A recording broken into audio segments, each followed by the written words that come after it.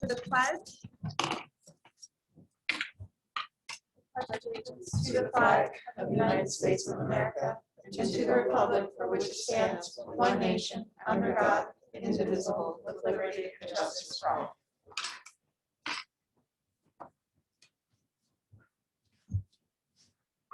Thank you, everyone. I hope everyone has been enjoying this beautiful spring weather. We are excited to have our regular meeting and hear from our student representatives in just a moment. Hear about this from the Spartan schools later today. So why don't we move right along? And I think Gio and Taylor are both here. Ms. Conway, if you could unmute them so we can have our student representatives reports, please. Okay, give me one moment. Thank you. Here I see.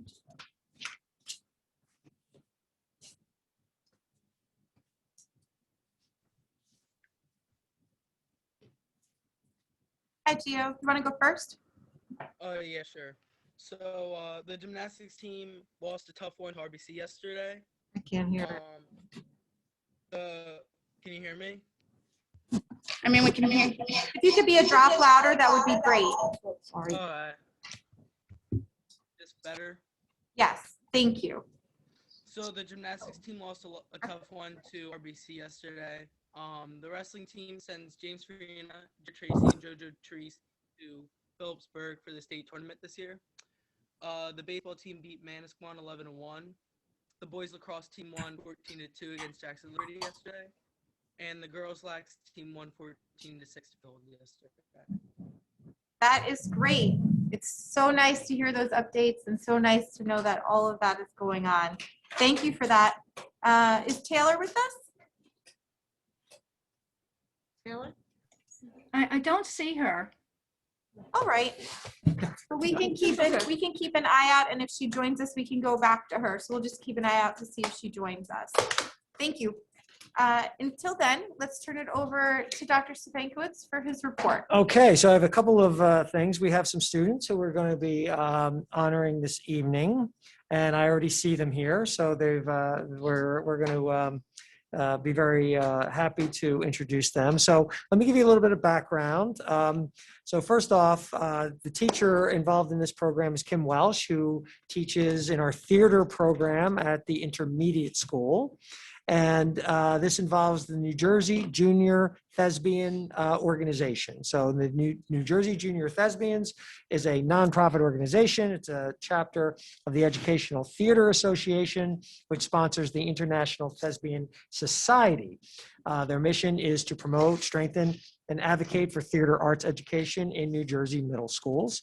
And they offer a community for middle school theater educators and students and student thespians to learn, share, and celebrate theater. Each year, students from around the state submit applications to be a junior state thespian officer, otherwise known as a JSTO. And a JSTO is they are in grades 6, 7, and 8. Their main jobs are to help plan, manage, and host the New Jersey Junior Thespian Festival, which is held after those elections take place. Additionally, the JSTO serve as the primary voice and advocate of New Jersey Junior Thespian students on the New Jersey Junior Thespian State Board. The JSTO are given volunteer hours for their service to the International Thespian Society. So in March, two Ocean Township Intermediate School students were selected as junior state thespian officers. And those two individuals, and I see them both, are Ori Rosmarin, hope I said that correctly, Ori, and also Margaret White. So congratulations to the two of you. Wonderful, wonderful thing. So Ori and Margaret are in 8th grade, and this is the second time that Ori has been selected. And she was selected last year while in 7th grade. And Ori and Margaret will be meeting virtually 6 times this year to help plan for the festival that will take place in May.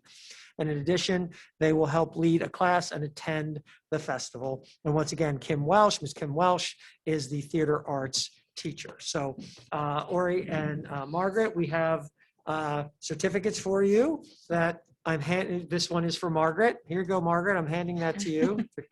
There you go. And Ori, here's yours. And then we will get those to you. But we wanted to just congratulate you. And I'm not sure if Miss Welsh, yeah, there, I see Miss Welsh. There she is. Miss Welsh, did you want to just say a little something? I'm sorry. You know, you're a theater teacher. You can go, you know, it's improv. It's improv, right? So do you want to maybe just say a little bit about the work that you do? You do great work down there at the intermediate school with our theater program that help builds towards our Spartan schools, which we're going to hear about in a little bit. So Kim Welsh. I think we have to unmute you, Kim, so just wait 1 second. Go ahead, I've unmuted you. Okay, wonderful. I'm very proud of both of them. They work extremely hard in class. I also want to add to, you know, to be selected as this officer, they had to fill out an application, write an essay. They were handpicked across the board. It's not an easy task to be chosen to have this honor, and they're doing an amazing job, especially virtually. So since it's not like a normal, you know, year where you get to meet and play all the games that we usually have, they're still extremely engaged and doing an incredible job helping to run the festival this year, given the virtual circumstances that we're in. So I'm very proud of both of them. Excellent. And ladies, I don't want to put you on the spot, but if there's anything you'd like to say. Just say thank you. Go ahead, you're both unmuted. Thank you so much. I really like this experience, so thank you. Thank you. Wonderful. And Maggie, I didn't know if you wanted to say something. She got remuted. She was unmuted. Or did you get remuted? That's okay. Just mouth thank you and we'll get it. Go ahead, you're unmuted. Oh, there she is. Maggie. I think this is a great experience, and thank you for having us here. Congratulations. Great. Mhm. Well, thank you both. It's really terrific. We appreciate all the work that you do. And we're going to, Kim, we're going to ask our Ms. Burke, our district communications person, is going to reach out to you, and we're going to do a great story on these young ladies and your program. So be on the lookout for that, okay? And thank you very much. We appreciate you being here. Now go do your homework. Thank you. All right. Good night. Thank you so much.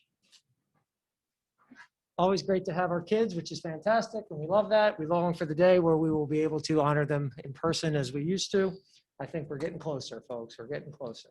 Other thing I wanted to mention, speaking of getting closer, we are absolutely on target for our May 3rd return to 5 days. Exactly what that will look like. Our task force is meeting this Thursday. So we'll be finalizing that and getting out, you know, what we anticipate the schedule being starting May 3rd. But, you know, we are very excited to many districts now are at or soon will be 5 days a week. And right now the cases are really supporting. We're starting to see a downward trend right now, which is good. And, you know, many people are either right now fully vaccinated. I'm talking about within school staff, fully vaccinated, or will soon be certainly by May 3rd. Many people will be fully vaccinated. That will once again, hopefully provide a lot of peace of mind for people in the classroom, which is great. I did see, just speaking, you know, in general, I did see that our town is going to be having a vaccination clinic, and I think next weekend maybe. Which is a great thing. Good to finally see that. Just a reminder that, you know, right now our students age 18 and older can get any of the vaccines, but the 16 and 17-year-olds, if they choose to, can only get the Pfizer vaccine. So, you know, just a reminder there for people. I know, you know, there are some districts that are starting to vaccinate students. I've heard around the district, and obviously that's not something we're requiring. So, you know, but certainly if kids want to do that, just be mindful. Parents need to be there for the 16 and 17. For 16, 17-year-old parents need to be aware, or at least, you know, sign off. I just heard of one school district in South Jersey that's actually doing a clinic in their school for students. And right, for 16 and 17-year-olds, parents need to be there. 18-year-olds, they don't have to be, they can do it on their own. But obviously that's a choice with parents and kids. But that is available now. I just want to make sure I did put that in my letter last week. It is available, vaccines for 16, 17, 8-year-old and 18-year-olds moving forward. So more information to come soon. by the end of the week on what the week of May 3rd will look like. I can tell you what will be 5 days, but exactly what the structure will be. I mean, And say we're again, re- when do you think you'll get the time information out? By the end of this week? I think by Friday is our goal, Monday at the latest. You know, I mean, I think what we're, yeah, I know, Friday's always good, right? You know, I think that what we're looking at, really the options are, do we basically stay, you know, just add the 5th day and stay where we are, or do we go back full day? I think our goal has always been full day. We were full day up till March 1st. You know, it seems like we've been running different schedules for a lot longer, but it's only been since March 1st, since we were on this different schedule.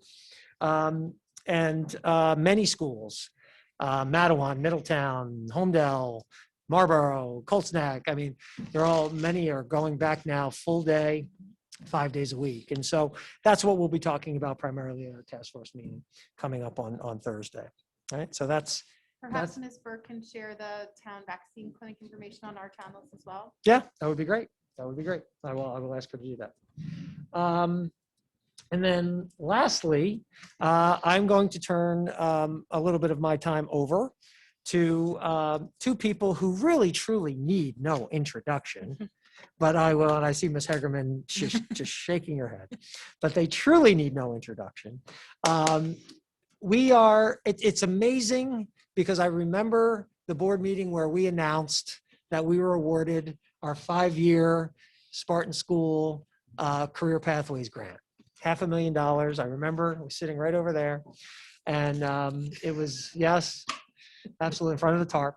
And it was just such a great thing to be able to get that grant. And here we are now 5 years later. We're about to come to the end of the grant, but far from the end of the programs. The programs are flourishing. So we wanted to have Ms. Hegerman, Gina Hegerman, assistant principal at the high school, who also oversees administratively the Spartan Schools programs. And of course, Spartan School Coordinator Extraordinaire, Mr. Greg Colon, who has done a fantastic job of coordinating our programs and building our programs. And we thought we'd kind of share where we are today and where we're headed with our Spartan Schools and share with the board and the public. So I'm going to turn it over to Ms. Hegerman and Mr. Colon. Thank you so much for being here. Hi, everyone. Can you hear me? We absolutely can. Okay, thank you for having us. Again, I'm Gina Hegerman. I'm the assistant principal at the high school and the supervisor of Spartan Schools. Marianne, you can put that up for me? I can't see it. Thanks. You can go to the next slide. Thanks. Okay, so what is the Spartan Schools? Our Spartan Schools were developed to create specialty schools within a school where we could provide our students with opportunities to explore academic interests, participate in community partnerships, earn college credit, and industry certifications. Our students also have the opportunity to receive credit from Georgian Court University and the New Jersey Institute of Technology. They also have the opportunity to get some work-based learning experience and contact with industry professionals. Some of them are Shoreline Dance Academy, Waterford, Fiskars, Detour Gallery, Axelrod Theater, iSIM, Cisco. That's just to name a few. Marianne, you could go to the next slide, please. It all started with our school receiving a Career Pathways Pilot Program grant. Greg Colon, who you will meet in a few minutes, is our Career Pathways Coordinator and knows everything about career technical education. Since receiving this grant, we have created 3 Spartan schools. The Spartan School of Business and Finance, which was our first school. We appointed a lead teacher, Karen Marone, our Spartan School of Technology with the lead teacher, Mr. Craig Adams, and our Spartan School of Visual and Performing Arts with the lead teacher, Mr. Loida. Any student that applies to be part of the Spartan School is accepted into our program. Upon being accepted, students are able then to participate in a summer bridge experience. And our summer program is a model program for the state and has been implemented at other schools since we started this. This summer, we hope to again offer an in-person experience where the students can get together, get to know each other, because that's something they truly enjoy. They meet new people. It's an introduction to the high school, especially for our incoming ninth graders. They can collaborate, participate in team building activities, visit businesses, and hear from speakers from college and industry professionals. Next slide, please, Marianne. And Greg, you can unmute. Okay, I'll add industry value credentials to mine as well. Hello, I'm Greg Colon. I'm the Spartan Schools Coordinator. So essentially all the nuts and bolts of the program, that's the area that I specialize in. So I'm dealing with our high quality partnerships, managing our advisory panel that we hold twice a year, and we're in a very unique position where a lot of the programs that we're offering, we are not offering these in any way like any other school in the state. For instance, with our acceptance policy, as Gina mentioned previously, we're taking students in based on motivation, not based on a prior skill set. And we do that because the way we created these programs is the introductory courses of these programs help to build those skills up in the student. And it has been a resounding success. This year, we're graduating 27 seniors, our first graduating class from Spartan Schools in the School of Business and Finance. Those students are graduating high school with between 12 and 18 college credits from Georgian Court. They're leaving with a QuickBooks Pro certification that they're actually taking the exam next week for that. And they're leaving with tons of work experience. This year, we had little hiccups with the COVID where the state, for their work-based learning, they reverted to a program through Rutgers. Next year, we're picking right back up with getting the students out and getting them working their senior year out in work-based learning. We start this program with that summer bridge experience because from day one, they're infused with work-based learning. So when we have them come in as rising ninth graders, we're taking them to the college that's going to be the articulating school that they're going to work with, and that's either Georgian Court University for VPA and for business, or NJIT for our technology school. We're taking them out into the different workplaces that they may find themselves in after attainment of their certificates or post-secondary degree if they choose to go that path. The unique thing about this school is it's modeled with a student-run system. So we have student leadership teams for each school, and they're essentially running the school. They're managing the students. There's a mentoring program, whereas the students enter, they're assigned upperclassmen mentor in their program. So this way it helps bring them along. We're offering a support system for these students. We're offering rigor, academic attainment, industry value credentials. We're doing this at a very low cost. The grant, thankfully, got our feet in the water with the program. So we're at the point now with that grant expiring that we're going to have our Perkins funding, which this is our first year of, that's going to help offset the recurring cost of the program. The program itself is in the low 30s to run outside of us subsidizing their college credit. And our Perkins grant, we're bringing in around $17,000. So it's a very low cost program to run with huge benefits for the students, for the community, for our business partners. It's a great thing for this school. And we're at the point now, because we're collecting a lot of our commitment forms from the applications or the acceptance forms that went out. And we're at 301. So we have, coming into next year, we're going to have nearly a third of the high schools going to be enrolled in a Spartan Schools program in some form. Now, these programs are, they're essentially set up the same way. They have 3 to 4 courses in the series. And at the end of that course, there'll be a capstone. There'll be some level, depending on the type of program it is, of an industry value credential. And for some of the programs, which I'll get into the next slide, there'll also be college credit involved. So with the Spartan Schools, we run 2 types of programs. We run a standard academy program, and we run what's known as a Career Technical Education Program of Study. 4 of our programs are certified by the state of New Jersey as Career Technical Education Programs of Study. And what that means is that there is a college articulation, so the students are offered credit. That means that they're going to be able to take an industry valued credential identified by the New Jersey Department of Labor. That means that they are going to have the opportunity for work-based learning, and there's a student learning plan involved with that as well. And at the end of the day, these programs have to be high demand, high skill, high wage as identified by the New Jersey Department of Labor. So these are things that are heavily vetted.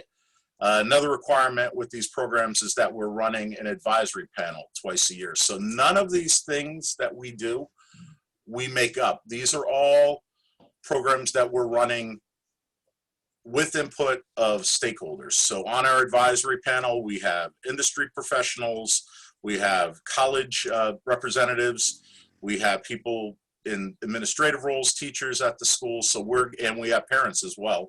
And some, I noticed in the participants, some of the people here tonight are in our advisory panel. And we're identifying these, and then we're creating these programs. Next slide, please. Oh, we're missing one. Was there a slide before this? Okay. That's fine. Oh, that's the slide I'm looking at. Gina, do you mind if I go through this slide and then we can go back to Spartans on the Go? Sure. Okay. So this is our CT program of study.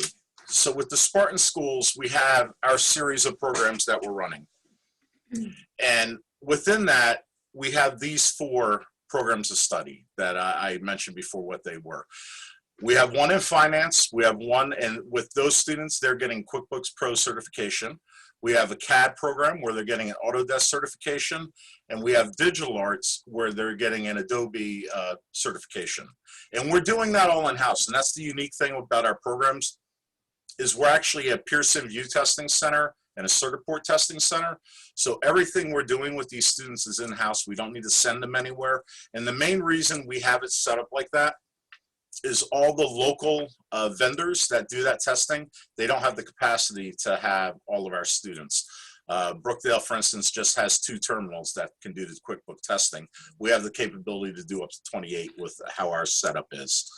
So the dance is the only one that's a little different because there is no industry value credential in dance. So what we do is we actually work with Georgian Court University, and they're going to choreograph an entire program. And they're going to present that at Georgian Court to the professors there.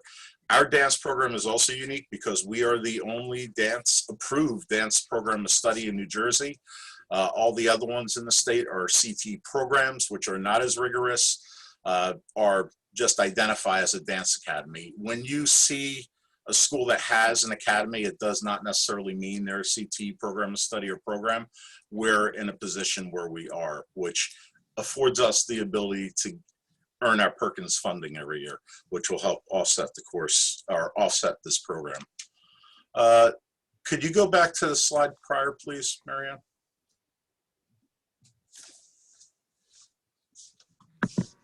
Okay, Spartans on the Go, our transition program. It is under the leadership of our teacher, Sue Smith.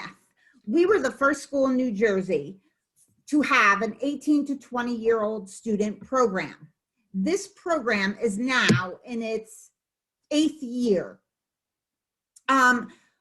This provides structured learning experiences for vocational training for the students in this program and work-based experiences at a number of vocational sites. Some of them are the SPCA, Tommy Hilfiger outlets, the Ocean Township Public Library, Food Town, Seabrook, and also some of the other ones listed on the slide.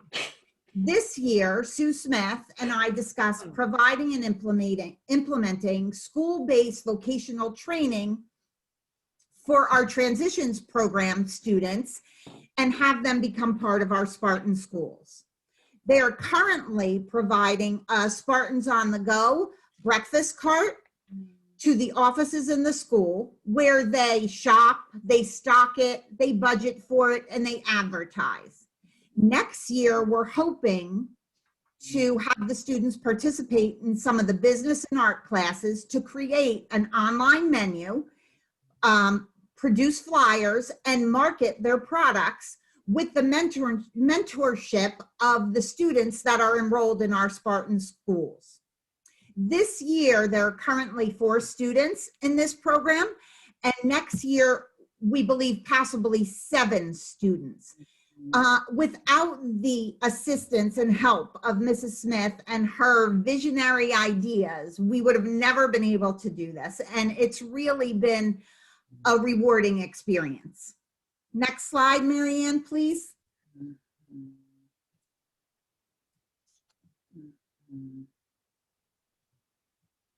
Greg, that's you. Okay, these are some of the colleges. We said previously, this is our first Spartan School graduating class. We have students from 2 students from Tech. We have 8 from VPA, and then the remainder seniors that are graduating from our School of Business and Finance. These are some of the schools that they have decided to go to this year. If you look at this slide and the next, you'll notice these are major schools. And these are students that are now applying and got into these schools with not only what they would normally take in high school, but with an additional 12 to 18 college credits as well. So they're in a position where now they have more options because they're going into these schools with credits already built from high school. Can you go to the next slide, please, Marianne?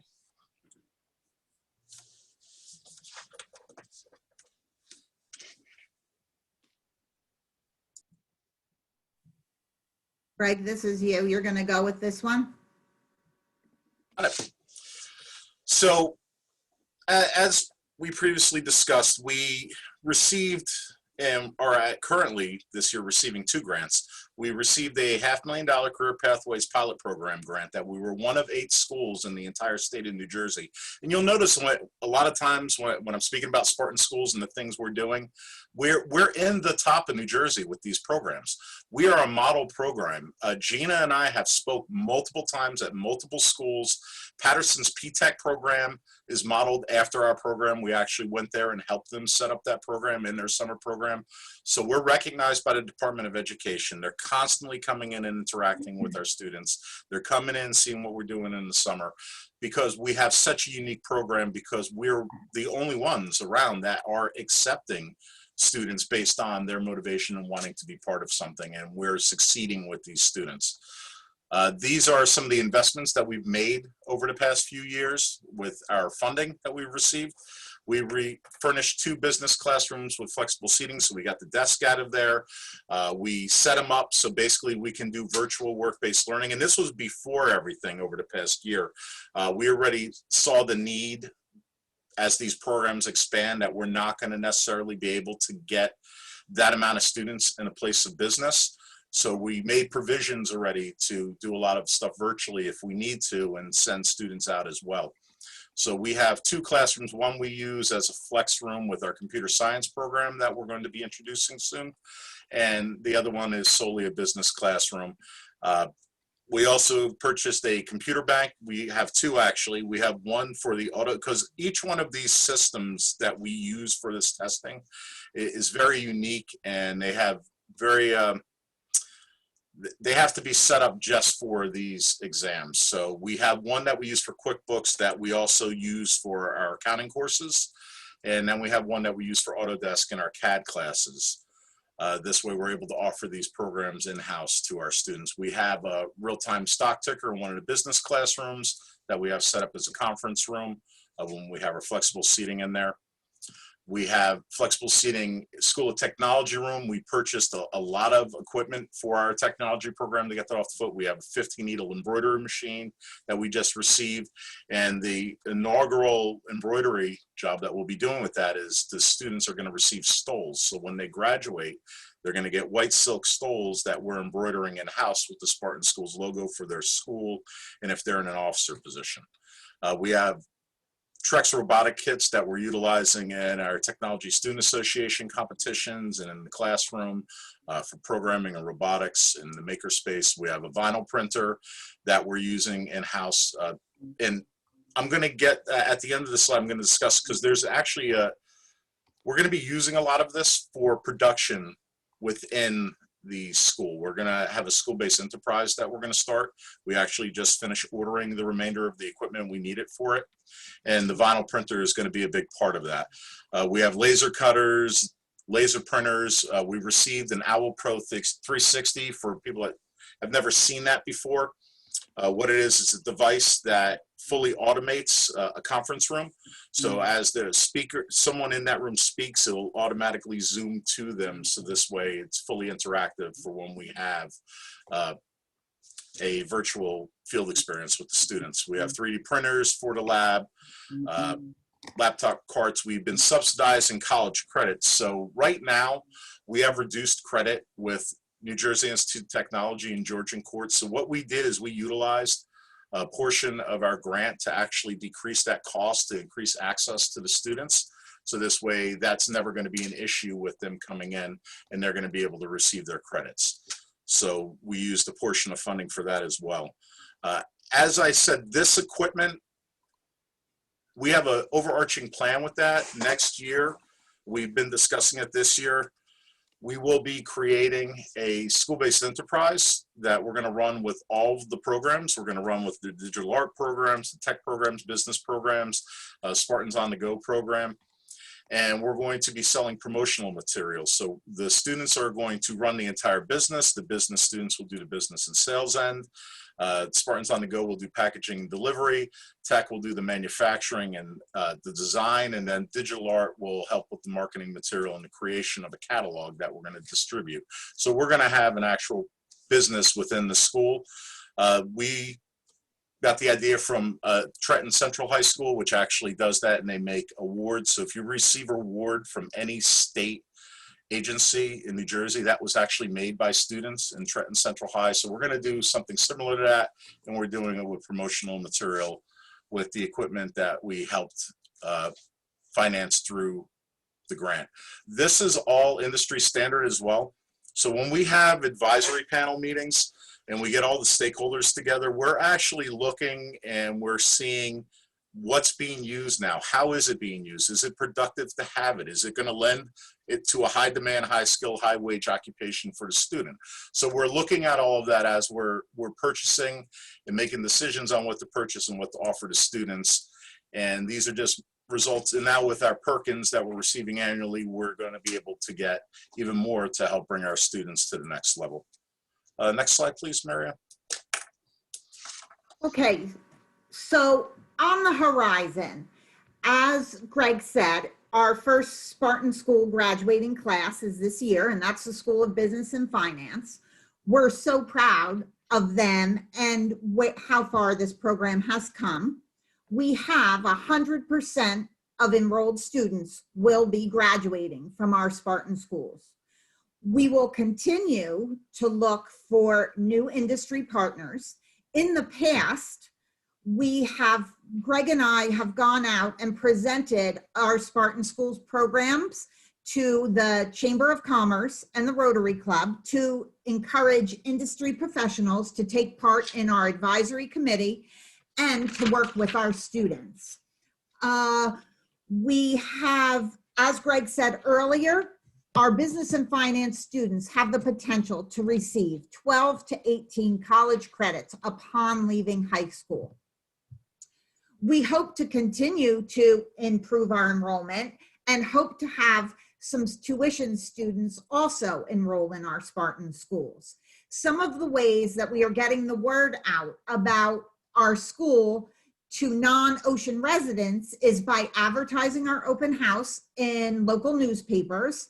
We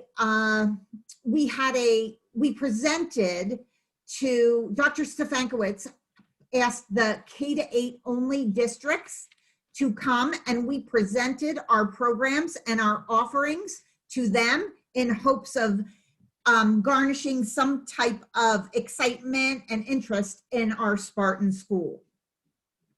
There's some competitions coming up. We have Youth Art Month. Also, that will be this month. Our exam is coming up next week.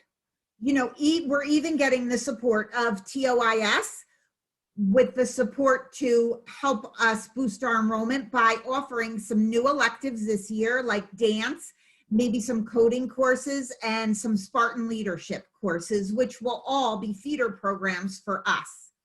Next year, we are also excited about our computer science program of study within the School of Technology that we are looking to develop. Next slide, please, Marianne. Okay, on this slide, I just wanted to provide you with some work that our students have created, and our Intro to Finance students had to create a food truck final project. They did budgets, they created flyers, and this is just some of their work. And in the next few pages, you'll see some more. Marianne, next slide, please. We also asked students to tell us about what schools they were accepted to, and some of them have and some of them have not made final decisions yet, but their acceptances and just some quotes about their feelings about the program and how they feel it's prepared them. So that's what this slide is. The next slide, please. This is just samples of work, just so you can see the talent and the dedication that the students in all our Spartan schools have. Next one, please. Another student in our visual performing arts school and some of the schools that he was accepted to. I'm not sure if it's going to be that choice, and this is just some samples of his work. Next, please, Marianne. A dance major, some of her colleges, and another quote about how the experience and what it's like to work in the industry and some of the things that she liked most about our program. Next, please.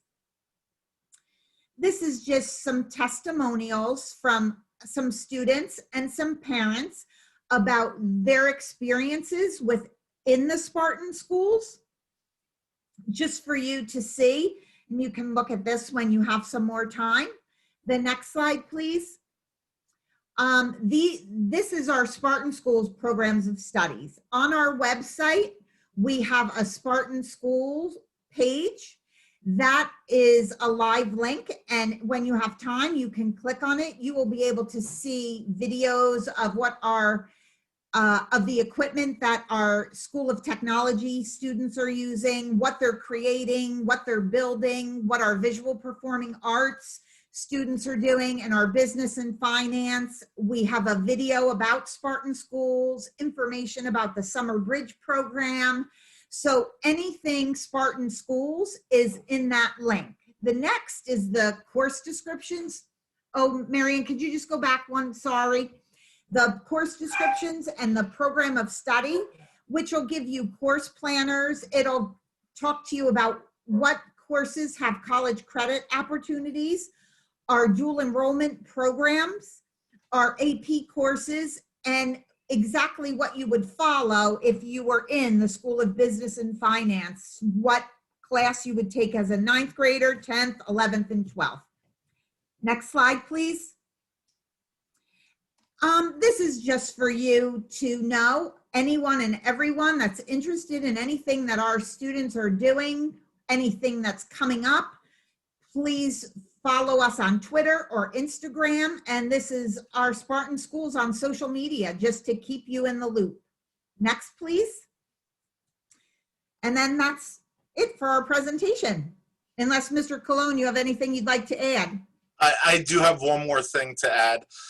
If anyone wants more information and is unable to find this slideshow, if you just go on the school website, we actually have a link on there for Spartan Schools.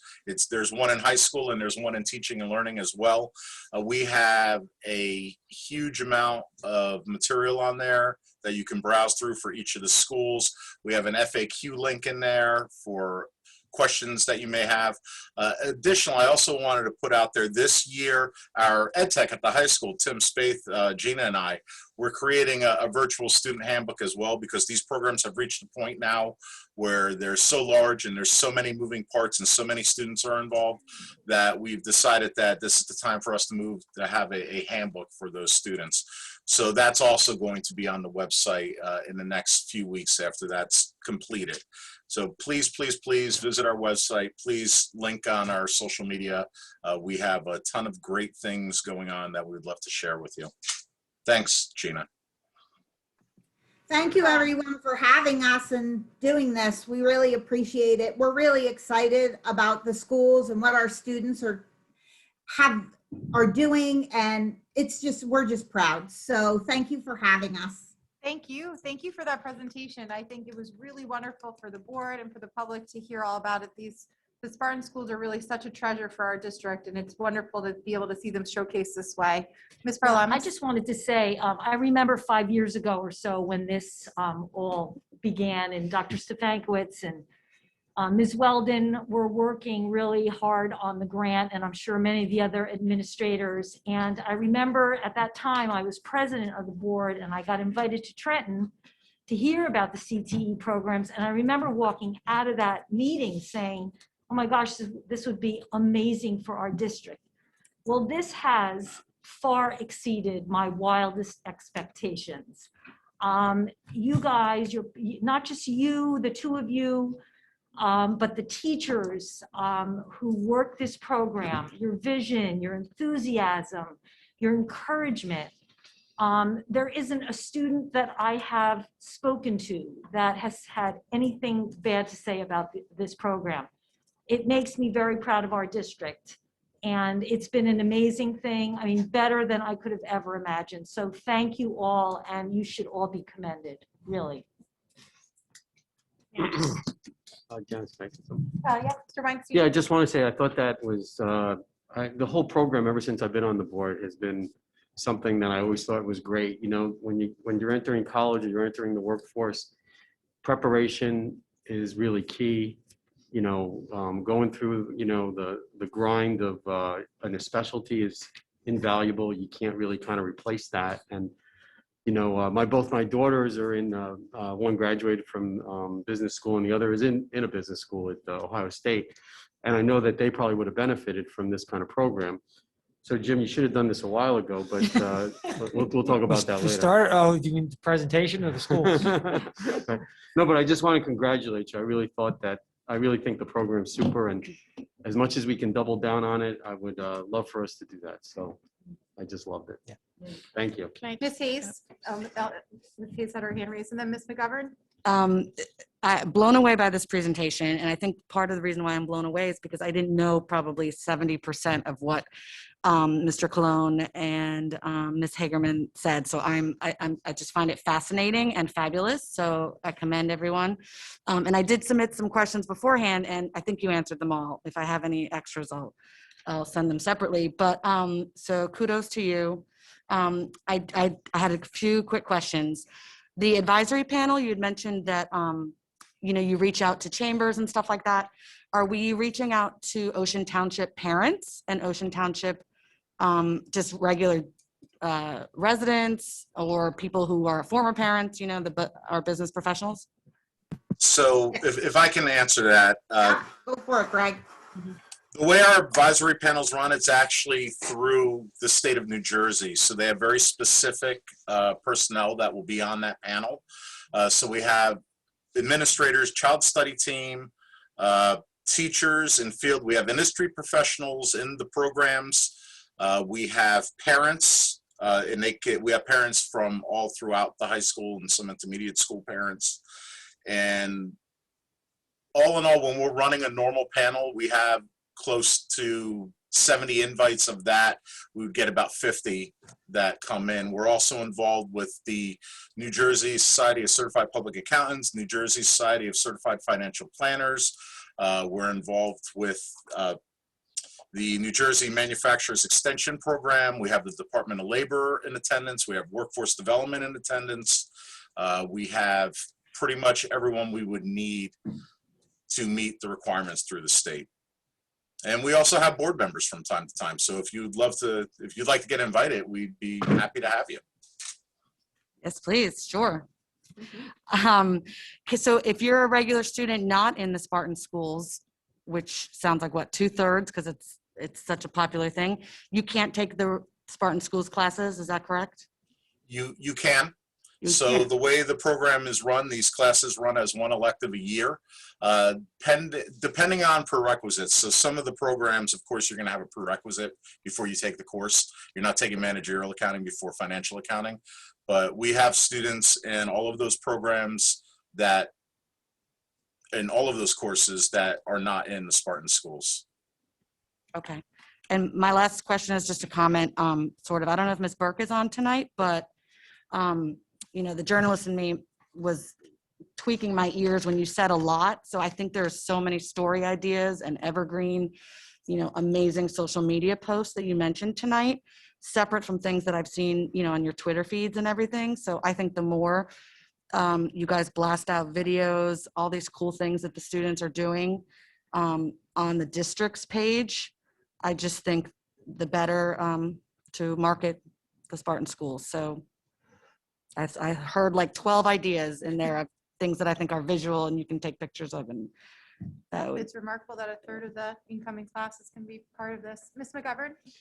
So I just wanted to echo some of what Ms. Parlama said. I was here as well when this started, and I was loving, Mr. Colon and Ms. Hagerman, that your enthusiasm for the program is as high now as it was 5 years ago. And that there's definitely things, as Ms. Parlama said, where you exceeded our expectations. Of course, as a parent of a child who might be in that 18 to 21-year-old program, I think it's great that you've included all of our students within Spartan schools to give them that opportunity. And I just want to say that, you know, I remember you signing, Mr. Cologne, you signing over here, right, with Georgian Court, signing the paperwork. And as far as you've come has been incredible. And the one other thing on top of this I will say is that we miss having you and your DECA kids here. And I can't wait for the day, you know, your DECA kids are always so, you know, accomplished. And I can't wait to have We're them still back. winning. I'm sure they are. We could definitely not socially distance if all the DECA I kids know, come. but you know. Check out the monument sign at the high school. We're still winning things. Yeah. We have a lot of firsts in the States. Yes, thank you very much. Ms. McGovern, Ms. Fuller, can I ask one more thing? Go ahead, Mr. Weinstein. Yeah, so Greg and Gina, I was kind of wondering, have you thought, I'm sure this might be part of the program, so if I'm being redundant, you could just say them, that maybe there's some kind of tracking of these kids on how they do, you know, like 2 years out or something like that, you know. I was wondering if you thought about proactively doing that kind of thing.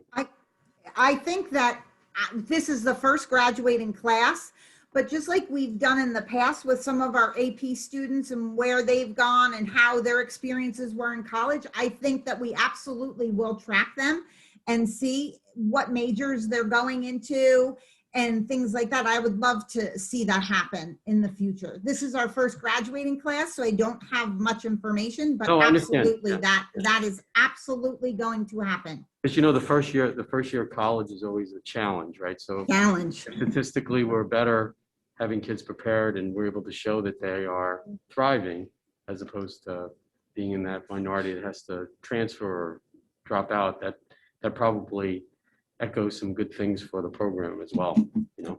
Yes, and hopefully with utilizing some of the great equipment we have, we can have them come back when they're in college and speak to our students that are enrolled in the program. And, you know, there's so much opportunity for us. So it's really exciting. And yes, we definitely are going to do something like that. Jeff, I can tell you just historically, typically kids who go through programs of study in high school have tremendous success rates in college, quite often because they're entering college sometimes as sophomores because they earn so many college credits in high school.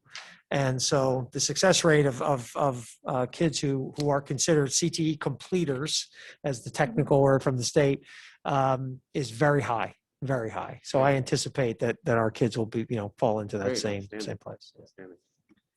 This was great. Thank you again, Ms. Hagerman, Mr. Cologne. Thank you very much. And can I just, Yeah, just say Dr. one thing? So I obviously, we've come such a long way with these programs. I've spent really my entire public school career in vocational education in some form or another. And our programs, without question, are top notch compared to any of the programs that I've been associated with or just seen state level. And that, of course, is a testament to Ms. Hagerman and Mr. Cologne and all the teachers involved in the program and the kids. And, Mr. Cologne made a statement that he certainly emphasized, but I want to re-emphasize that what was so important to us when we started these programs was that every single solitary student who showed an interest and commitment in these programs are accepted into the program.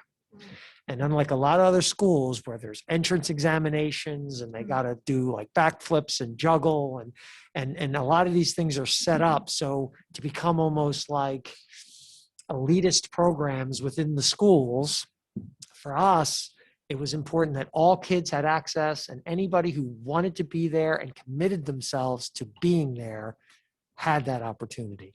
And, that's been carried through the program. And once again, a testament to the folks who are overseeing it and living it every day. So I thank them. We've come amazing the progress in 5 years and, more to come. So it's good stuff. Thank you, Gina. Thank you, Greg. Thank you, everyone involved in the programs. Thank you again. Thanks for having us. Thank you. Dr. Spinkwitz, do you have anything else in your report? No, I'm good. I'm done. Thank you. So then we'll go to Uh, Mr. If we have questions for Dr. Spankwitz's report, do we have now? Sure. Okay.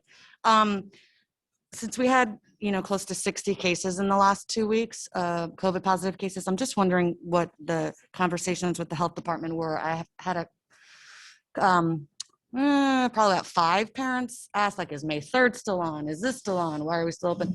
So I'm just wondering if you could address that because I know that's on a lot of parents' minds. Yeah. Well, we had about right over 3 weeks. We've been averaging about 20 cases a week over the last couple of weeks. Yeah, I mean, that's that we knew that April was going to be that. We knew coming off of holidays, coming off of spring break, we were going to see some of that. We saw all through March, we saw things going up, but we did see last week is where we, started to see numbers turn the corner a little bit.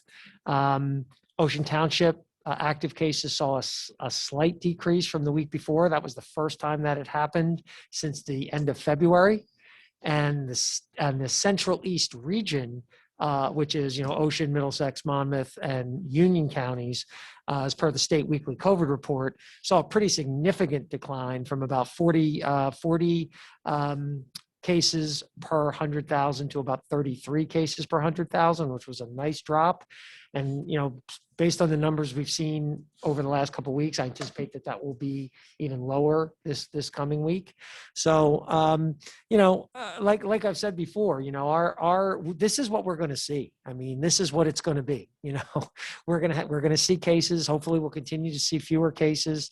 But we're going to continue to see cases, and we're going to continue to tactfully, I think, address this. We've seen a couple, like last week, we had some cases come to us late in the day on Wednesday, and when Mr. Amato and Ms. Kaczynski, the nurse at the middle school, said, "Look, we need some time to contact trace this." And, we want to make sure everybody walking in here on Thursday has been properly contact traced, and we're okay to the best of our ability. That's why we felt the need that we had to go remote at the intermediate school on Thursday. Once they were able to contact trace that, we felt very confident that we could get the school back open on Friday, and we're able to do that.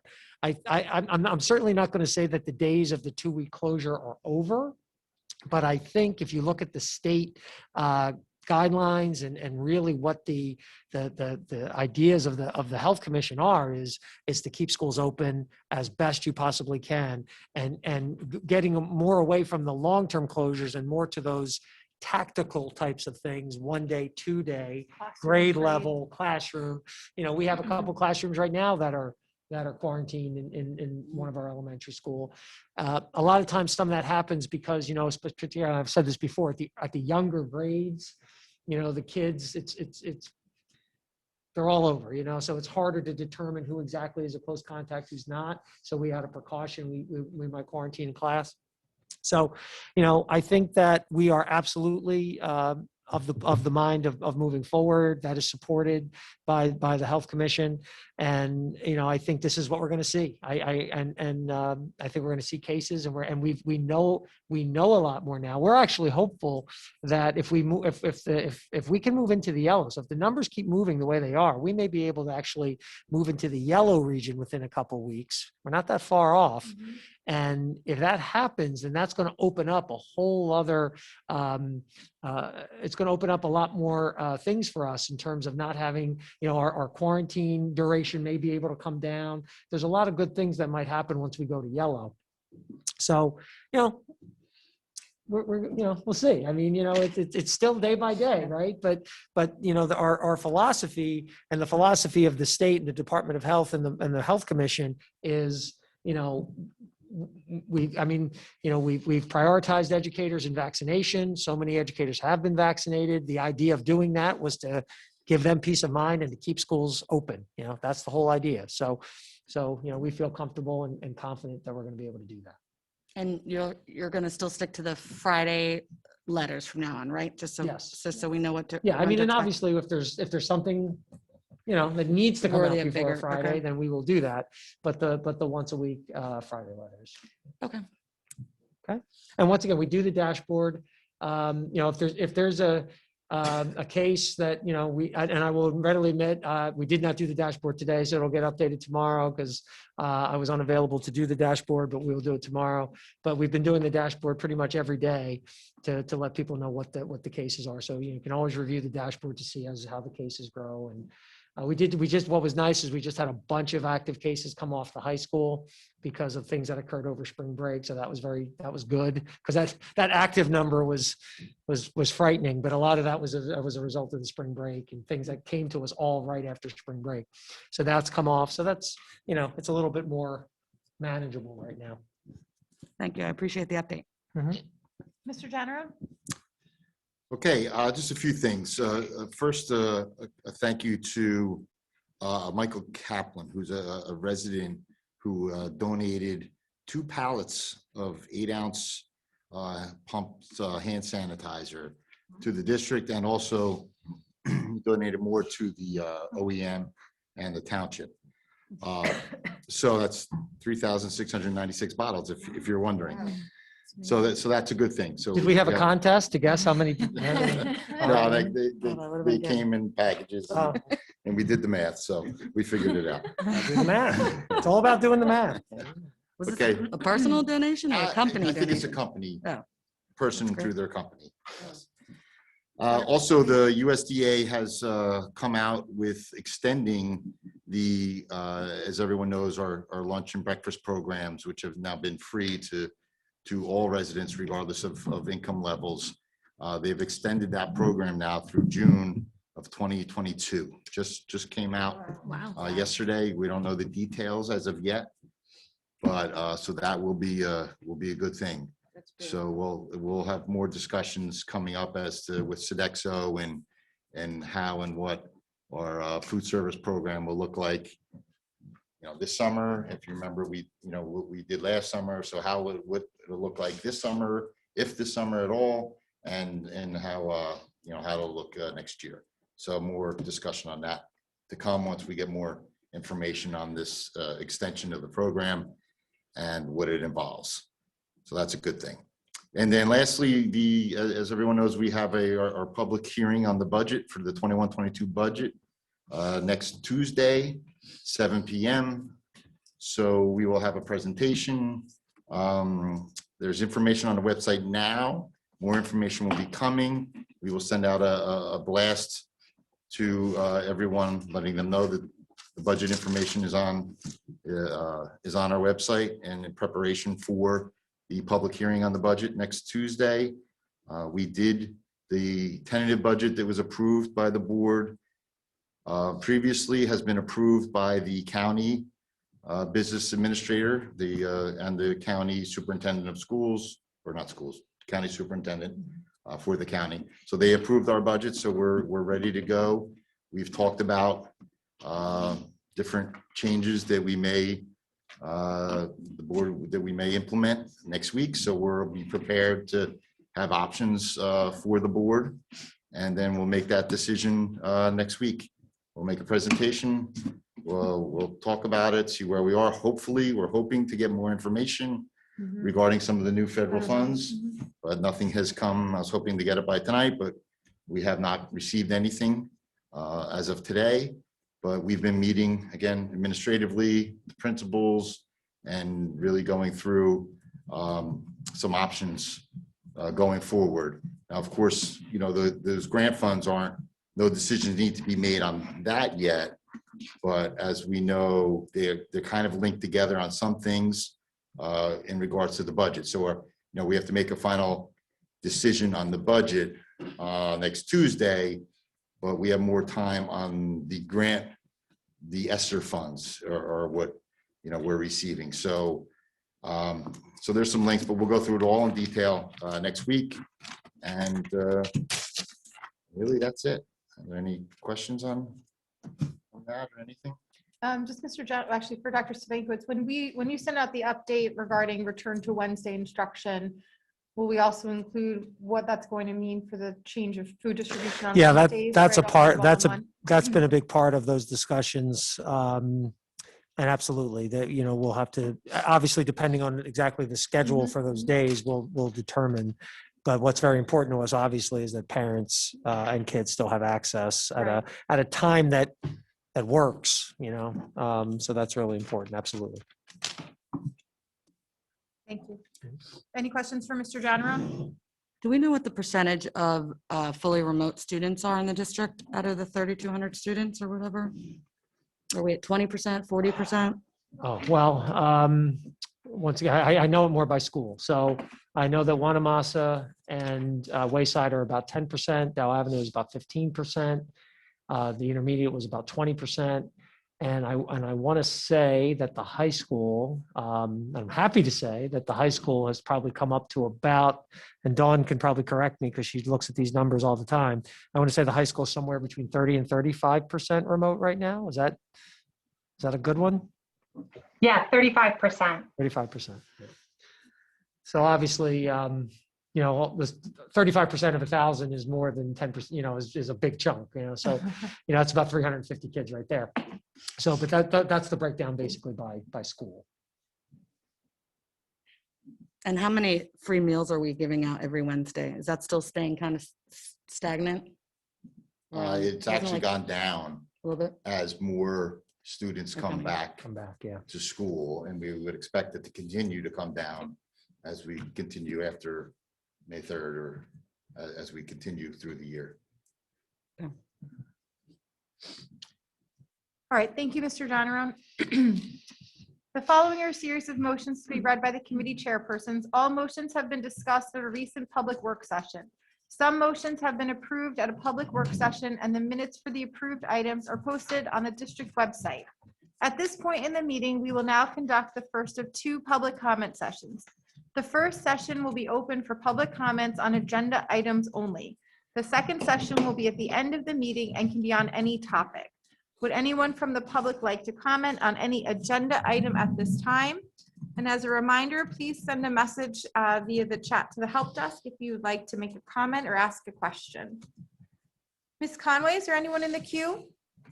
No, there's not. At this point, there's no public commenters for the first public comments.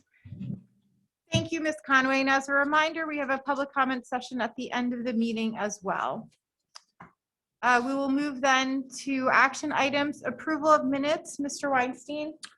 Thank you, Ms. Fuller. Move to approve the meeting minutes in accordance with the Board of Education bylaws number 0168 for the work meeting, executive session meeting on April 6, 2021. Any questions or? First, I have to have a second, right, Ken? Second. Yes. Thanks. Any questions? Any edits, changes? Nope. Seeing none. Okay, board members, all in favor? Aye. Anyone opposed? Any abstentions? Motion carries. Thank you, Mr. Weinstein. Approval of bills, Ms. Tortorella? Thank you. Move for the approval of the following paid items as per the below, the bill list for April 2021, as well as payroll and FICA DCRP expenses as per the attached bill list. Can I get a second? Second. Any Okay, questions? questions? Okay, Ms. Beal, Yes. Ms. Gilman, Yes. Ms. Hayes, Yes. Ms. McGovern, Yes. Ms. Parlamas? Yes. Ms. Telerico, Yes. Ms. Tortorella, Yes. Mr. Weinstein, Yes. and Ms. Fuller. Yes. Okay, the motion's carried. Thank you. And staying with Ms. Tortorella for financial management and resource services. I have 7 items for financial management this evening. 7.1. The following resolution certifies that budget balances at the end of March 2021 were adequate to pay all remaining obligations of the 2020-2021 school year, and that account groupings required by the state have adequate balances. The board is also certifying that the independent reports of the treasurer and the business office are in agreement. As per the resolution listed below. I don't have to read that, right? 7.2. The following motion is to transfer monies from one account in the budget to another and provide the adequate balances referred to in the first motion. Move for approval of the attached resolution dated March 2021, covering appropriation transfers in the 2020-2021 general fund. 10, said transfer shall result in no change in the total original appropriations. 7.3, move to approve the use of facilities as per the attached memo dated April 20th, 2021. 7.4, move to approve the following security drills for the month of March 2021 as listed below. 7.5, move to accept the 2021 American Academy of Dermatology Shade Structure Grant in the amount of $8,000. The grant will fund $8,000 of the purchases of a permanent shade structure at Township of Ocean Intermediate School's new playground area. 7.6, move to approve the agreements with Monmouth Ocean Educational Service Commission to provide non-public nursing services and instructional services under chapters 192 and 193 from July 1, 21 through June 30th, 2024, in accordance with the attached. 7.7, move to approve the attached master shared services resolution between the Township of Ocean Board of Education and the Deal Board of Education.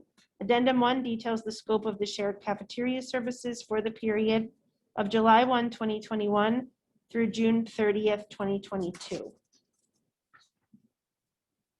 7.8, move to approve the attached shared services resolution between the Township of Ocean Board of Education and Hope Academy Charter School. Addendum 1 details the scope of the shared maintenance services for the period July 1, 2021 through June 30th, 2022.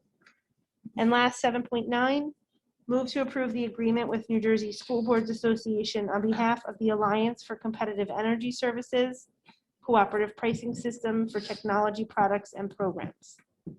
Per NJSBA, ACES CPS number E8801. This is a cooperative purchasing arrangement with other NJ school districts from date of adoption through May 2023, as per the attached. Mr. General? Second. Or Is there a second? Can I get a second? second? Second. Okay, yeah, if there are a couple I could just comment on, the majority of the items were things that we were reviewed in workshop, of course. But just 7.5, I think it's worth mentioning again, thanking Dr. Morgan, who's the local dermatologist who helped us with this grant and helped us, being accepted for the $8,000 grant. So I just want to mention that again. Also, Ms. Burke is working on, or has been working on an initial update for the community, a press release as far as the playground. I don't know if anyone has been by there to It looks see, great. to It's see so how it's exciting. progressing. Yes, Yeah. it is. Yeah, absolutely. It's a wonderful addition. There was some, So I there's think something, Ms. Burke put something out, didn't she? did it go out? I think It went out. Oh, Yeah, okay. yeah, why Great, not? great. Check your email. Is it today? No, I Yeah, think, yes. Like last week. late last week. Okay. something else is coming out. now. Okay, good. Because we worked on Phase something two. else. It will look Phase great. Two. And Phase then two we is will also, and I think we've talked about it here, that we'll have some kind of a opening day ribbon cutting ceremony or whatever you want to. We get to go do. down the slide. Yep. Right. Yeah, That'd be yeah. nice. Ms. Break Fuller, as through. president, I think, yeah, you go down the first A Christmas slide. okay. Yeah. We could sell, that may be a fundraiser. We could sell tickets There on you go. that. Right. We did pie in the face at one point. I mean, this Oh, is. I remember that. There's a dunking thing at the Dell Avenue Carnival. coming Yeah. up. Yeah, we've done the big At scissors least before Dow. for Dow did referendums and things, so I don't know.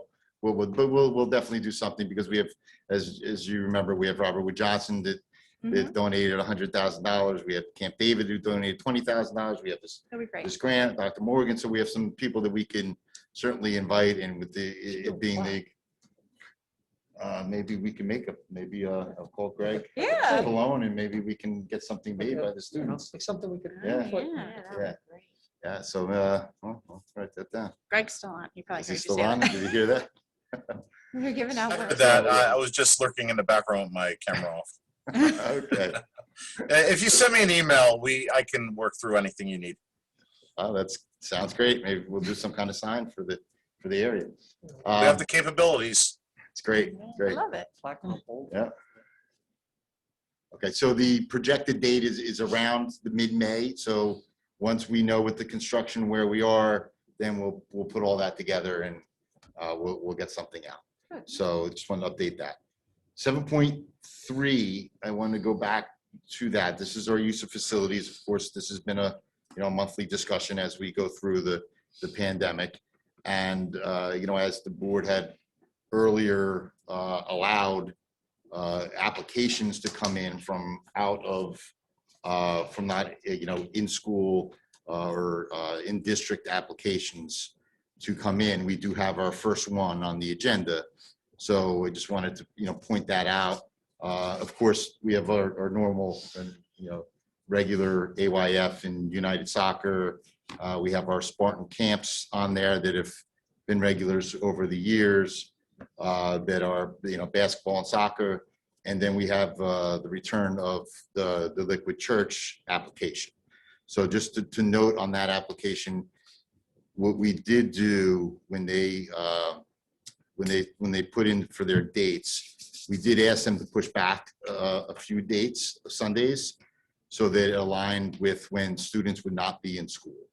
So we figured it was close enough. So the one date they have in there, I think June 6th, will be an outside welcome back thing. The 13th. But I think June 6th is on there also, right? No. No. The parking lot one. The Yes, first okay. date is June I'm 13th. sorry. That's we moved it back to the 13th. It was okay. So the first one is the 13th, where they're doing just a parking lot. So they will not be in the school yet for services, and then so the services will not begin until students are out for the summer. So we thought it was so close that we might as well do that. So we asked them to do that, and they were agreeable to Can I doing ask that. one question on the dates?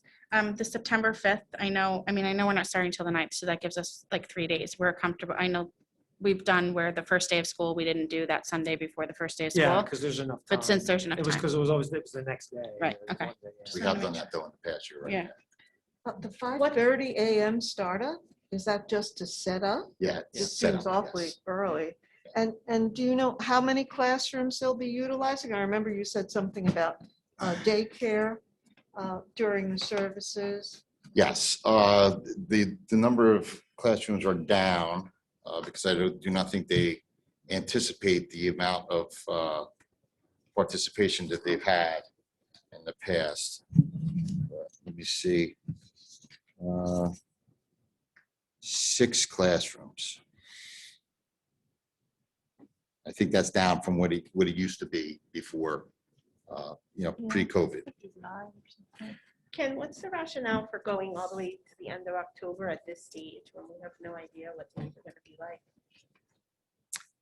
I think that's to give them some sort of knowledge as to where they're going to be I guess so that they would know, where they would be located. I think we did always say though, this is all contingent upon what conditions may be. But is that, do we have that in writing, and do we have their commitment that they're not gonna go over the state regulations of 250 inside, or, no, it's 25 right now still, right? Religious services Religious are services under are- a different yeah, it's a category. different category. Mhm. I think Yes. It's capacity. It's percentage of capacity for religious services, if I'm not mistaken. I don't remember what the percentage is. Yeah, we do have the waiver that they signed. It says that they will abide by all of the attorney prepared, that they would abide by all of the restrictions. And our agreement, Ken, says that at any time we can rescind authorization. I'm sure in the policy, I'm thinking, I'm sure there's some kind of notice. There may be some kind of notice provision. But we can certainly rescind it. Now, how, whether if we could tell them they can't come tomorrow. No, but I mean, if you it's know. August and we realize that, you know what, we still don't want people in the building, not literally while students are there, but whatever, once we're returning to school, that's a conversation we could have come August, say. Absolutely. I would just suggest that we give, some notice to them to be fair, so that they can move their services somewhere else, like we previously did. They were able to find another spot previously, and they were happy and anxious to be able to come back. Ms. Beal, I see you have your hand raised. Yes, Mr. Janarone, just a couple of questions. Do you know what the difference in their services will be as to June 13th? They'll be outside, but the remaining months, they'll be utilizing the auditorium, cafeteria, teacher's lounge, classrooms. The 13th are not services. It's a welcome back gathering that they're having. So they'll set up some tables and have refreshments, and it'll be that's the way they explained it to me, a welcome back gathering. They may have some games for the kids and things like that, but it would just be a 50 to 80 people they projected, and that would be it. So there are no services. It's just a welcome back gathering to Okay, kick good. off them, coming back to the services at the school. Okay, then another question is there a way to approve the summer dates? Because I see all of the dates through October listed. And as mentioned, we don't have students in the school versus approving through October. Certainly, sure, we could. Okay, then my last question is, sorry. Last question is, for the September and October dates, obviously, we would have to follow whatever executive orders are in place, but is there a caveat or a stipulation in the agreement or contract? I guess going back to what Ms. Fuller mentioned about rescinding, whereas we may not be under, let's say, a shutdown order, but if cases rise, is there a way to, if it is approved, to revisit the September and October dates? Yeah, absolutely. I think COVID aside, we always have the ability to rescind an authorization of use of facilities, regardless of the pandemic. We always have that authority. So like you said, even if the emergency declaration no longer exists, we could still discuss it. Absolutely. Okay. Thank you. Thank you, Ms. Beal. Ms. Hayes, is your hand up for this or from before? It's for this. The changes to this this request, was it just the time on Liquid Church, the 5:30, like what was changed from this afternoon? Because there was an United update. Soccer was added. Which one? Soccer was added. Oh, okay. Okay. So I just wanted to make sure I wasn't missing something on Liquid Church. Do we know where they went when we told them that, we wouldn't be allowing groups in? Do we know what facility they went to? It was in Ocean Grove. Exactly what facility, I'm not sure. Okay. And will we have somebody presumably in the building the entire time that on these Sundays? Yes, we have custodial and security. We worked that out when we first approved this application. A long time From ago. 5:30 till 2:30, or if they tell us we won't be there till 7 in the morning, then it's 7 a.m.? Yes, whenever they would be here. We open Security, I building don't to think them. security comes in until the custodial is there. The Mhm. security may, I don't think comes in until Like the the event. congregation starts to come. Okay. Whenever I'm not exactly sure what date that, or what time that is, but our Mike Pemberton, our head of security, works that out and works with the group and schedules our security people to come in. I don't recall seeing the teachers lounge being on last year's Yeah, that's applications. always Is that been new? there. Yeah, That's always been on there? yes. Was there a reason why they needed the teachers lounge over? I think they utilize it in, they use some of the water for coffee, and so I think it's convenient for them to use for some things, so that's why they use it. I mean, this will be my comment session or comment time, but I just don't think we should be granting access to our schools to organizations that aren't predominantly children-based. So I'm just going to leave that out there. I don't think we should be allowing religious organizations that aren't predominantly for children in our schools. You may remember from the conversation last year that we do not have the legal authority to restrict use in those ways. If we begin to restrict, we would have to stop approval for all outside Well, use. perhaps We cannot Mr. cherry pick in that way. We had extensive conversations with our attorneys in an attempt to try to alleviate the concerns that were articulated by a number of board members last year. And we, came to the point as a board, recognizing that we cannot cherry pick that way. But I'll remind members of the board that when you vote on this item, you can abstain from certain provisions within. I do respectfully, though, disagree because I've done quite a bit of research on case law, and it's not cherry picking, I think, that I'm talking about. It's, you can set a precedent like for a whole blanket for your district, and there are plenty of case law Sure, we cases. went through a lot of that case law last year and finding a way, but the number of other organizations that then would be excluded, if we simply said that it could only be focused on children, then we would be excluding a tremendous number of other uses of our facilities. And if the board wants to discuss that again, we certainly could, but that is a source of revenue and a community benefit that we provide, although it's been constrained during the times of COVID. But we would begin to then restrict, use of the facilities for a lot of organizations and a lot of purposes if we only allowed it for use of child-focused activities. What other organizations use our facilities besides ones that are either church or child-related? There's something at the We intermediate do- school, like some big event. If there's an Indian, That's what it is, thing, yeah. there's a barbershop quartets, Yeah. there's karate tournaments, there's, then you have St. George, you have Camp David. In the you last have- 2 years, there's been these things?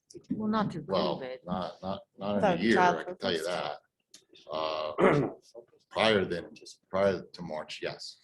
Yeah, I mean, Right. we thoroughly went over this last year. What sparked it was the Liquid Church and what their history may have been. And then we looked at that quite a bit. And then we spoke a lot with our own internal discussions and then with lawyers and precedent. And so we really went through a lot of this. It was, I'm not saying how you should vote on it or not, but we kind of went through that for, I would say. Yeah, I remember that. I wasn't on the board last year. Yeah, I would say Now I we am. said, that's well, why. I'm trying to That's why catch I'm up. saying Well, that. it was I actually, remember, I was it here was for 2 it. years ago, It and was it 2 was years, my right. issue at the time. Yeah. Because I think it's incredibly inappropriate that Liquid Church holds services here and puts their sign out front. They are anti-LGBT. There's information on their website. I sent all that to Michael Gross, and I did share that he did inform us at the time, if memory serves, that the policy could be changed to not allow any religious institutions at all in the schools. I was voted down at the time, so I certainly understand. I don't think anyone's trying to rehash it, but it is, for some of us, it is still going to be an issue. We can't just pretend that it's Mhm. not. So. Absolutely, and that's, Thank you, and Natalie. Mr. Terrell, that's why I said, you can vote differently on different components of this Mhm. item to reflect how you feel. Any other questions on items in financial management? Mm, Mr. John Roan? Okay, so items 7.1 through 7.9, and as Ms. Fuller had mentioned, if you would like to pull something out and vote on it individually, you can so note that. Mrs. Beal? Yes, sorry, a caveat for 7.3 for the Group 3 approval. I support it for the summer months. However, can we put it on the either August 10th or August 24th agenda to see where our township cases are? For the So remaining. are we looking to approve it entirely now, or is that something the board wants to discuss to change the resolution? I would suggest we approve it in its entirety now and commit to putting it on the agenda for the beginning of August to revisit all use requests for in-building once school resumes. And I can notify them that that's Yeah. going to be what we're going to do, so they have notice that that the board will be reviewing it again. I'm sorry, when, August? Whatever the August first 10th meeting of or August the is. first meeting is August 10th. August 10th. We'll try to remain hopeful All that right, September will so, look better. so the resolution and the vote that's before us is the As way it's stands. presented through October. Yeah, let's do that. Okay, Mrs. Beal, then? But we will revisit it August 10th, correct? Correct. Okay, then yes. Okay, Mrs. Gilman? As long as we are going to revisit in the summer, then yes. Okay. Ms. Hayes? 7.3, I vote no for allowing Liquid Church or any non-majority child organization renting indoor facilities. Okay, and yes on the others? No. Yes on the others. Okay. Mrs. McGovern? I vote yes to everything. However, I abstain from OTAYF for my affiliation with the program. Ms. Parlamas? Yes. Ms. Talarico? I vote yes to everything except for the inside for group 3 of 7.3. So that, and that's a no? So that's no to the Correct. camp as well. Is that both for the church and the basketball camp? No, it's just for the church. Just for church, okay. Well, No. hold on, I'm sorry. It's for any inside. So then it's also for the basketball camp. Yes, basketball's inside. Yes, that's right. I'm sorry, I just want to be clear. So it's no for the basketball and the church? Correct. A yes for everything else? Yes. Thank you. Mrs. Torello? I'm a yes on everything except 7.3, the church, because they are not majority child, and I don't think we should be having hundreds of people in our schools during the pandemic. Okay, Mr. Weinstein? Um, hmm.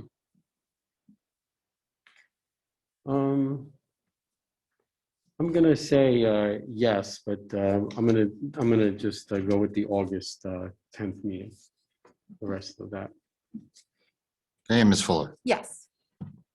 Okay, the motions carry, and 7.3 regarding the church is a 6-3 vote.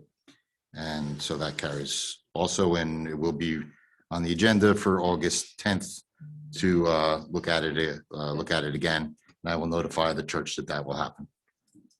Okay, thank you. Thank you, Ms. Tortorella. And I think kind of makes sense for anyone who's applying, right, for multiple uses to let them know that anything that's extending into the school year, right, we're gonna relook at in the summer. Instruction, education, and student activities, Ms. Gilman. Thank you, Mrs. Fuller. There are 13 items for us to consider this evening under instruction, education, and student activities. 8.1 is an amended school calendar for the 2020-2021 school year for teachers and students. Move to amend the calendar to reflect an adjustment to the last day of school for teachers and students. A copy of the calendar is attached.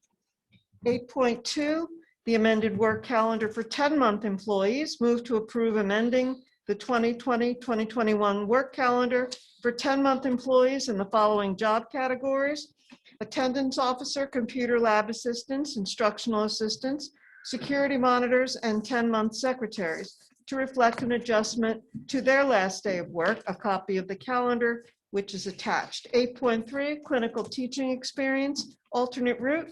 Move to approve Lori Robertson, a student at Brookdale Community College, to complete her clinical teaching experience alternate route during the 2020-2021 school year in accordance with the attached memorandum dated April 15, 2021.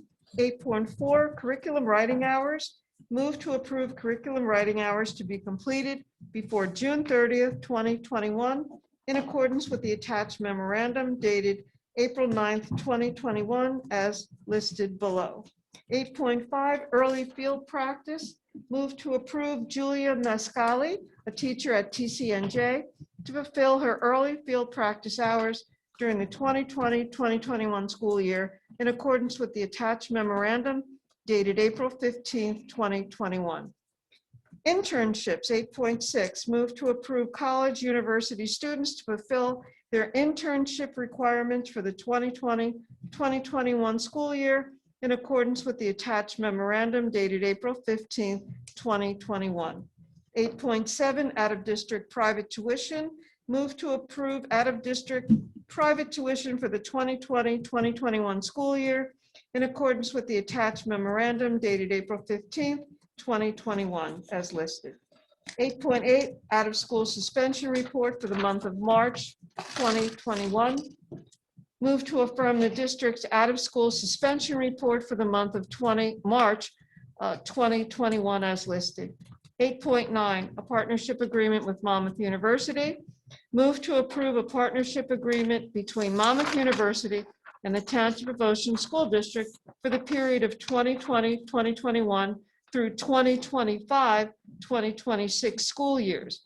The purpose of the agreement is for the two parties to work collaboratively to improve teaching and learning for township students and novice teachers, counselors, and leaders enrolled in Monmouth University School of Education programs. Copy of the cover letter dated February 23rd, 2021, and agreement are attached. 8.10, professional development for staff. Move to approve the attached memorandum dated April 15th, 2021. RE staff professional development activities in accordance with District Policy 6471 and NJAC 6A:23A-7. The attendance at said activities is fiscally prudent and will promote the delivery of instruction and/or will further the efficient operation of the district. Reimbursement for travel and related expenses shall be according to the Department of the Treasury guidelines in NJOMB Circular 06-02 and A-87.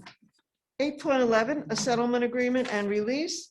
Move to approve the following resolution regarding a settlement agreement and release for student 2021 number 2.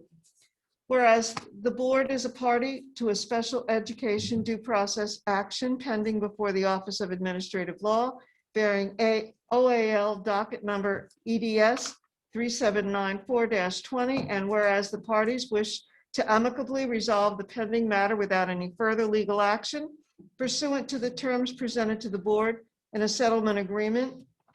Now, therefore, be it resolved that the Board of Education approves the agreement of the within referenced due process actions on the terms and conditions contained therein, and be it further resolved that the board president is authorized to execute the agreement on behalf of the board.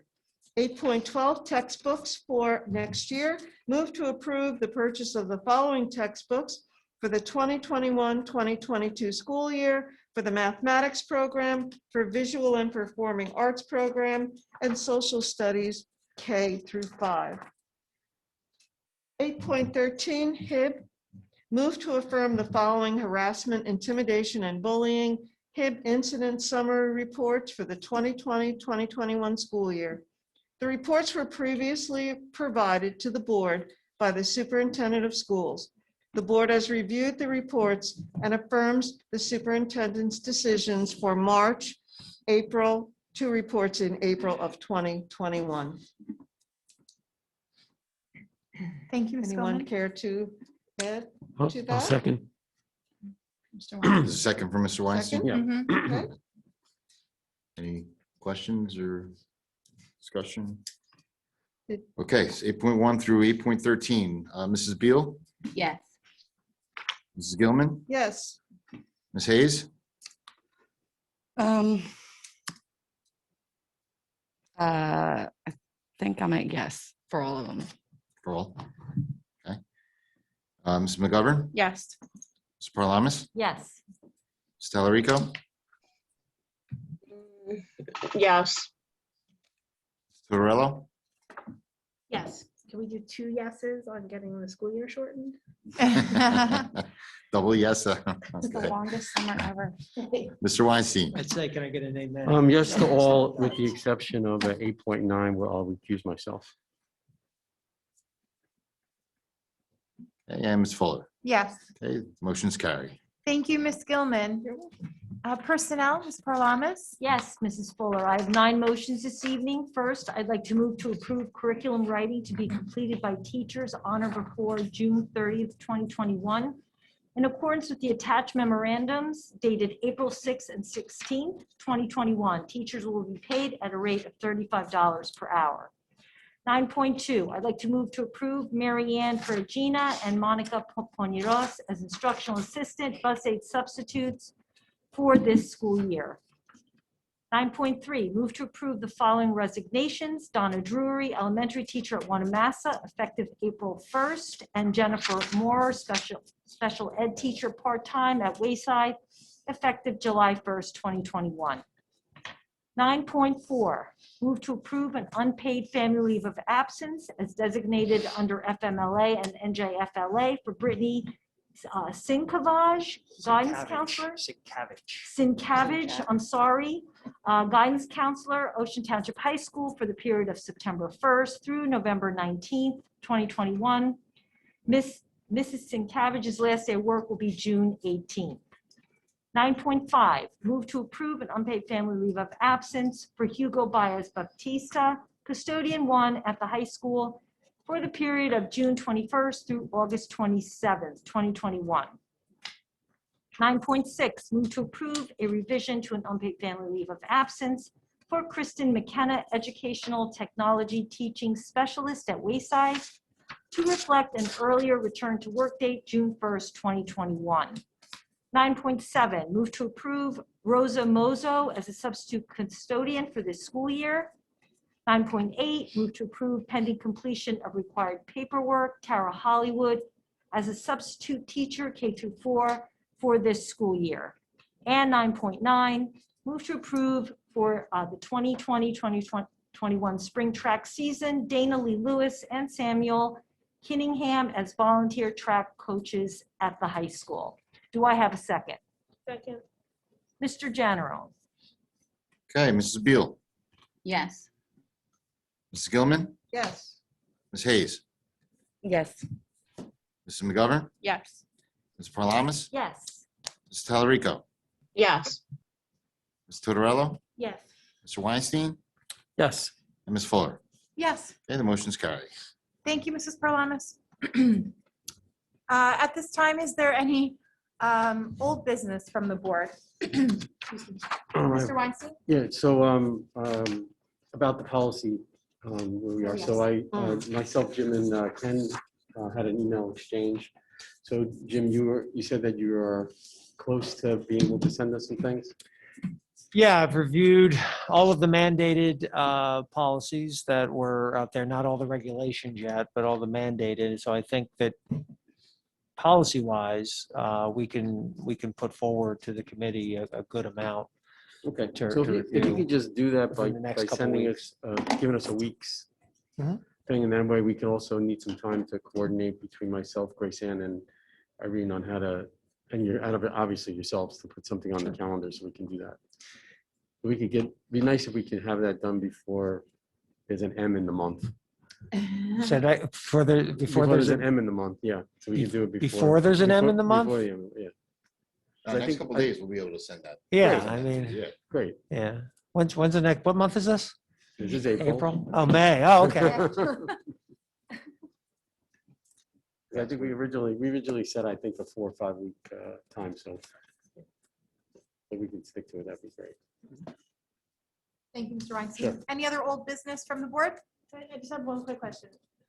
Jim, there's no updates on graduation or prom or anything, right? I'm sorry, say that again? There's no updates on graduation or prom or anything because the numbers haven't changed? Yeah, I mean, right now, there's been no announcement from the governor in terms of the outdoor, limits. I mean, what I was told by county superintendent on Friday, our county meeting, was as far as graduation, is that we should move forward planning for what took place last year, which was 2 ceremonies per school. That doesn't mean that's what it will be, but there's a feeling that we wouldn't be perhaps in a worse place than we were in terms of number of ceremonies last year. Prom, there's really still no, word on that. However, I did see the governor last week, was asked about it, and did say that he expected to make some announcements regarding those things soon. So I don't know what soon means. I heard by but the end of the week, but you never know. Does that, could be. I mean, you have to think private schools are starting to be done. Well, you many know? proms are very close. I know that a lot of schools have them in May and I mean, we actually have one of the later proms, so. I mean, CBA is usually done, like. Well, CBA is going to graduate in about 3 days. That's what I'm so, saying, like they're. We did reach out to our legislative delegation asking for their assistance to see if there would be specific guidance on graduations coming. So we made that outreach. And if everyone didn't see, Ms. Kasuba actually put out a really great letter. If you didn't see it this week, maybe we could circulate it, that laid out all of the if-thens that she could come up with. But I think it was a really clear letter that said exactly what needs to happen for something else to happen. So thank you, Ms. Kasuba. I think that was a really informative letter. Yeah. so in the proms, we're talking about the junior prom as well, right? Well, junior prom now has really shifted beyond, I think there was a target of May 15th. I think now they're looking more at like a June 5th. I know they recently put out Ms. Hannah, who's the advisor, put out a survey to the kids, would you go to a prom that was on June 5th? Shaking her head, If you- yes. Saying yes. Yes. If would you even go if you couldn't dance or, dance from across the room? Or, And just, yeah, I mean, there's so many, there's a lot of, unanswered questions. and just on the last meeting we had, we talked about the teams and putting off their parties and their events till sometime. Did you communicate that well to the coaches and because people have been asking me about that. And, our line is that we want is for those people to hold off. Yeah. So it doesn't jeopardize prom, doesn't jeopardize the spring sports. Yeah, I mean, Mr. Todd and I discussed But has it been that communicated issue, to the and, coaches? I've spoken to at least one of the groups directly to talk about dates and things. So yeah, I mean, it's my understanding that they're all aware that we're holding off till at least mid to late May, and maybe longer depending on what the situation Okay. is. Do you think maybe you could follow up with that, just to make sure it has been communicated? Sure. Just so that, because you still have the parents from fall sports. Right. Who are now thinking maybe they should be doing something. And we don't want them to be doing anything until we get to a I mean, better I know place, it's been right? communicated to the coaches. I mean, I can certainly, I've seen those emails, so, but I mean, Okay. I can follow up to make sure the parents, that's filtered through to the parents themselves. Okay. Sure. Great, thanks. Thanks. Any other old business from the board? The possible May 3rd start, you said you're gonna, just to reiterate, I'm sorry, it's been a long night. Did you say you're gonna talk to the task force on Thursday? So maybe are we gonna find out an answer by Friday, or you think it's gonna be another 2 weeks? No, I think he said Friday or Monday at the latest. I mean, yeah, I mean, if we're looking at May 3rd, that's not that far like 2 away. weeks, So, I yeah. mean, we've been stating May 3rd for several weeks now as the target. So, it certainly hopefully would be on everybody's radar. So we need to get, it out. But the lunch piece is what might change, correct? I'm sorry? The lunch piece is what might change? When you Are- say, what do you mean? Are we still having them leave early or? Don't know yet. That's the. Yeah, that's really, I think, That's the the- question. The 5-day is not the question. That's going to happen. The question is whether we're going to maintain the schedules that we are running now in the school, in each level of school, or whether we're just going to be doing full day across the board. As we would, elementaries, we know elementary will be full day because they're full day now. It's a question, I think, more of the secondary of whether we'll maintain the current schedules or just be back to full day. And you will have the food update in that letter as well? I'm sorry, say that again. You'll have the food update in that letter too, And when or? you say food, you mean the Wednesday food pickup, yeah, the distribution? pickup, Yeah, sorry. that would be our goal, is to have all of that. Okay, So, cool. so that's what I mean. Hopefully Friday, but it's possible it could be, Monday before we'd be able to have all of those details worked out. Okay. We're gonna shoot for Friday. Fridays are good. We're gonna shoot for Friday. Any new business from the board? I was just gonna say, I don't know if there's some sort of outreach letter that we can send out to maybe some of our students that are graduating colleges now, that they have enough credits to do a sub-certificate for a couple weeks towards the end of the year.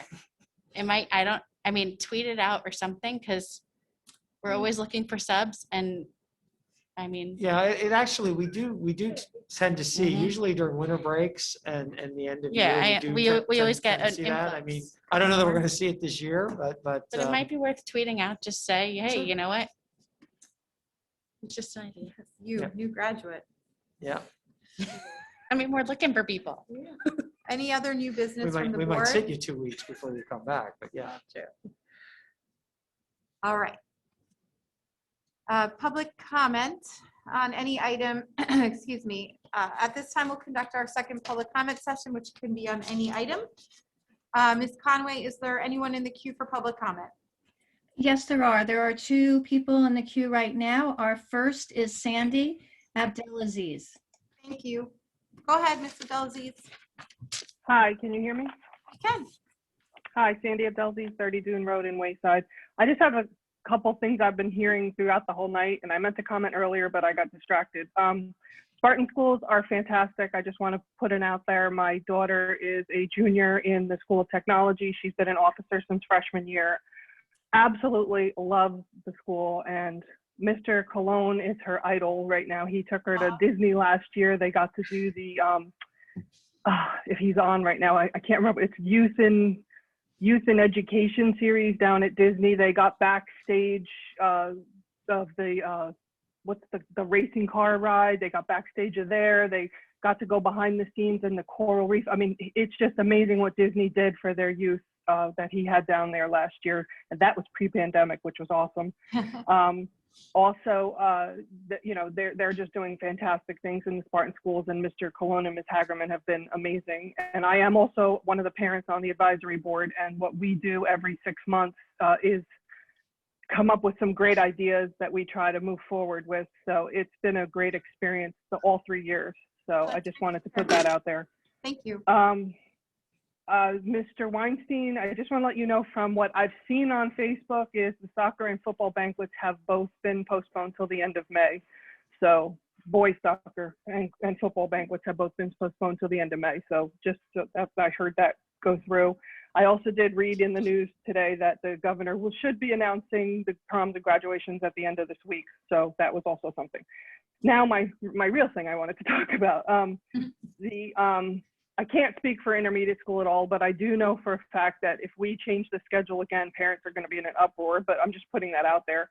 I think adding the 5th day is absolutely fine, but I think to keep, at least for the high school, to keep the schedule as is, the way it is daily right now, is probably the best of every world right now, because the students are in a rhythm. It's working. I've talked to many students and teachers, and there's not major complaints. Kids that wouldn't log in for that 4th block wouldn't have logged in anyway. So it's the kids are doing what they thought they would do, and they're behaving the way they thought they would behave. So I have spoken to several kids that I tutor and parents that I know, and the kids are like, if they put us up to 5 days with lunch at the high school, that many will probably go full remote at that point, because they do not feel safe enough to be taking masks off and sitting there eating lunches and all that. So, and on top of that, they're upset right now that they're going to lose their half-day Wednesdays. But I mean, at that point, it is what it is. There's only 39 days of school left after May 3rd. So it's like some people are going to be saying, why make such a major change so close to the end when we're in a rhythm right now and it's working? So like I said, I can only speak about the high school. I don't know about the middle school. I just wanted to put that out there. Thank you. We appreciate that.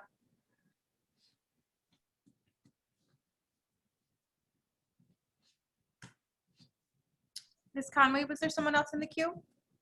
Yes, there is. The next commenter, the last commenter is Denise Bond. Go ahead. Hi. I also would like to comment about the middle school and the high school going forward for May 3rd.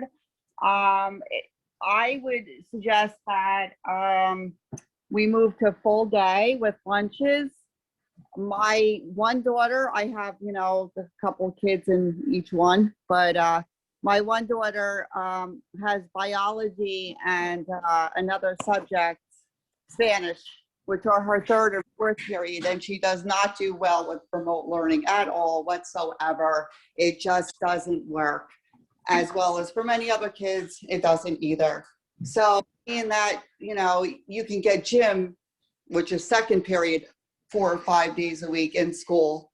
It really hurts these other kids that are getting, the major core subject at home online, and it doesn't work for them. So, the numbers are going down. The vaccinations are out there. There's a 99.97% rate you're going to survive. And there are also treatments available.